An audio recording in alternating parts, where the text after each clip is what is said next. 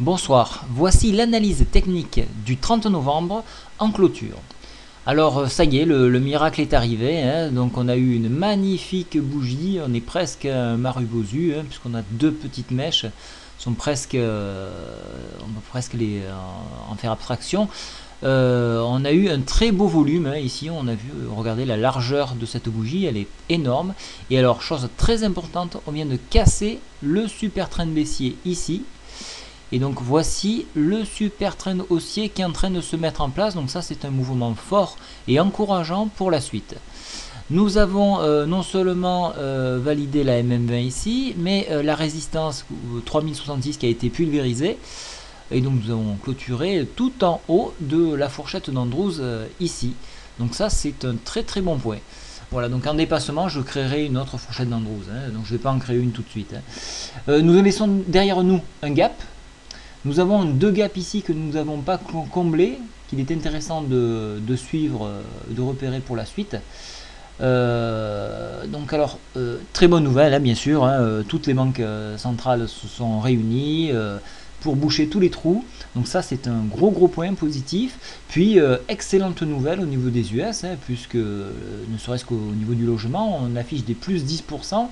Donc ça ce sont des très bonnes nouvelles et ça incite les gens à revenir sur le marché. Donc faites attention, je vous ai fait des listes sur le compartiment A, le compartiment B. Tenez-en bien compte, j'espère que vous avez pu ramasser en épuisette tout ce que je vous ai proposé. Ça va payer très fortement. Alors, petit point ici, on a un petit creux en pince, hein, donc ça fait un petit support sur ce niveau-là et on a rebondi.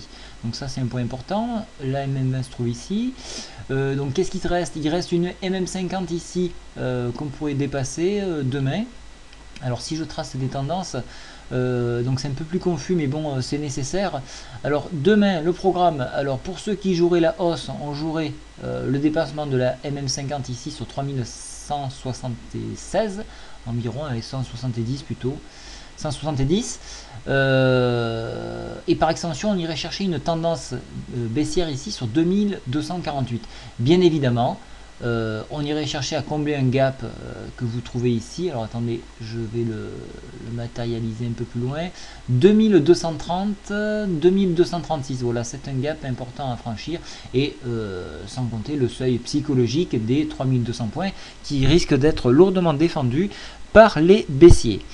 Pour ceux qui voudraient jouer la baisse, on viendrait chercher bien sûr revenir sur le super trend baissier ici, hein, donc c'est assez bas, sur 3082, ce qui serait pas tout à fait idiot puisque Marubozu en principe, et il se trouve que souvent on revient combler la moitié du Marubozu avant de repartir à la hausse. Pour ce cas-ci, hein.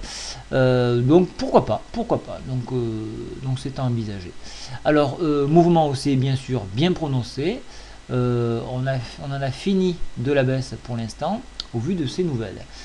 Alors voyons maintenant au niveau de la MACD, comme on peut voir, on affiche notre premier histogramme vert alors que nous venons de recroiser. Donc ça c'est un signal positif. J'avais mis une flèche il y a quelques jours sur ce niveau-là, marquant le début de la hausse, et la hausse est bien confirmée.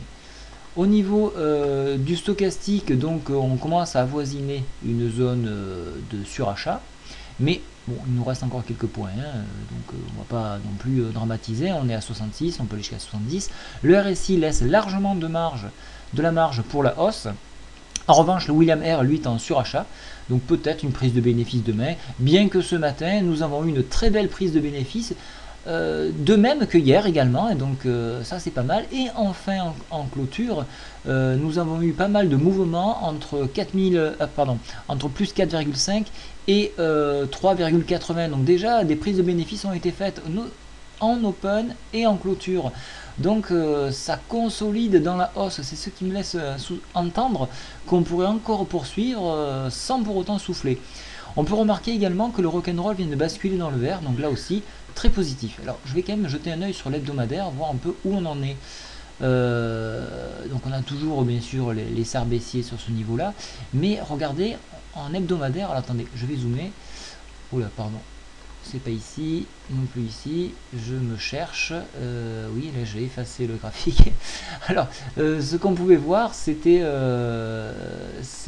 alors attendez, je vais le chercher parce que j'aimerais vous le montrer. Alors je fais une pause. Voilà, donc j'ai récupéré mon graphique, j'ai un peu tout effacé, mais c'est pas bien grave. C'est surtout pour vous montrer qu'on s'est heurté à la MM20 hebdomadaire. Donc voilà, le prochain objectif, c'est dépasser la MM20 hebdomadaire sur 3160, ce qui entraînerait donc après un retour à 3200 pour l'hebdomadaire. Voilà, donc c'est très bien engagé. Nous avons fait presque un avalement haussier, donc ça c'est une figure très puissante. Donc moi je reste assez positif malgré que la hausse est bien ancrée et qu'elle perdure depuis quelques jours. Donc pour demain, pour moi, ça sera encore positif. Je vous souhaite une très bonne soirée et je reviendrai un petit peu sur les titres en newsletter. Bonne soirée, au revoir.